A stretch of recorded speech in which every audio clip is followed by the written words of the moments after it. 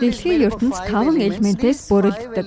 Эдгээр 5 элементүүд 5 мэдрэхүй болон биеийн 5 чакратай холбоотой байдаг.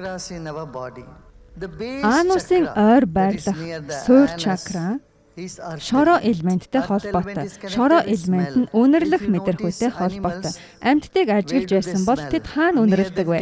Сүүлний ойролцоо. Шороо элемент үнэрлэхтэй мөн эхний чакратай холбоотой. Хоёр дахь чакра усан элемент болон амтлагтай холбоотой. Биеийн ус хаана илүү их байдаг вэ? Давсаг. Бусад шингэнүүд мөн хоёр дахь чакраны ойролцоо. Энэ бол ажиглаж мэдсэн байгалийн шинжлэх ухаан. 3 сартаагаас 3 настай хүүхдийг ажиглаарай. Тэд йогийн бүх байрлалыг хийдэг. Танд йогийн багш шаардлагагүй. Гэртээ байгаа бяцхан хүүхэд гэгээрсэн йоги. Танд яаж байх ёстой? Юу хийх хэрэгтэйг тэд заагаад өгнө. Тэд хамгийн шилдэг йогийн багш нар. Хоёр дахь чакра усан элемент болон хэлтэй холбоотой. 3 дахь чакра гал элемент болон харахтай холбоотой. Нүдний шил зөөдөг хүмүүс анзаарсан бол асуудал гэдэснээс эхэлсэн байдаг. Хоол боловсруулалтын хүндрэлээс эхэлсэн байдаг. Цаг хугацаанд нь идээгүй эсвэл эрүүл зохистой хооллоогүй. Хоолнд асуудал гарч боловсруулан шингээх гал сарниж тэр нь нүдний хараанд нөлөөлдөг. Гэхдээ санаа зовлтгүй.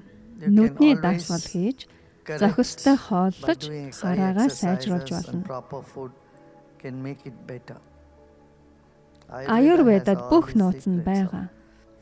Гал элемент 3 төлөвтэй. Нэгт шатаах, хоёрт боловсруулж шингээх, гуравт гэрэлтэх. Хиндүүд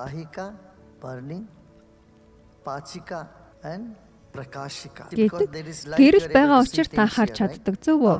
Ухаарал ухамсар эсвэл мэдлэг илэрдэг. Тэгэхээр гал элемент.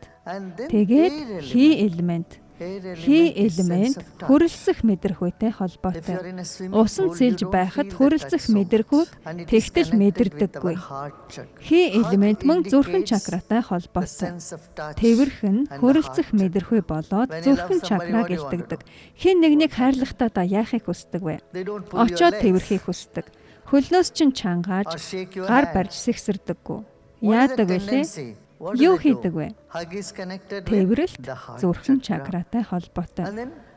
Тэгээд хоолойн чакра огторгойтой холбоотой. Хоолойнд хоосон хоолойнууд байдаг. Нэг нь амьсгалын, нөгөө нь хоол ундны. Хоолойн чакра дуу чимээтэй холбоотой. Мөн чихтэй холбоотой. Бяцхан шувууны жиргээ эргэн тойрон тархаж сонсогддог. Жижигхэн шувууны жиргээг 1 км-ийн цаанаас ч сонсож чадна. Огторгоо элементээс дээшлээд сэтгэл. Хоёр хөмсгний хооронд. Тэнд бүх ялгаатай сэтгэл хөдлөлтөй холбоотой ухамсар ухаарал болоод уур байдаг.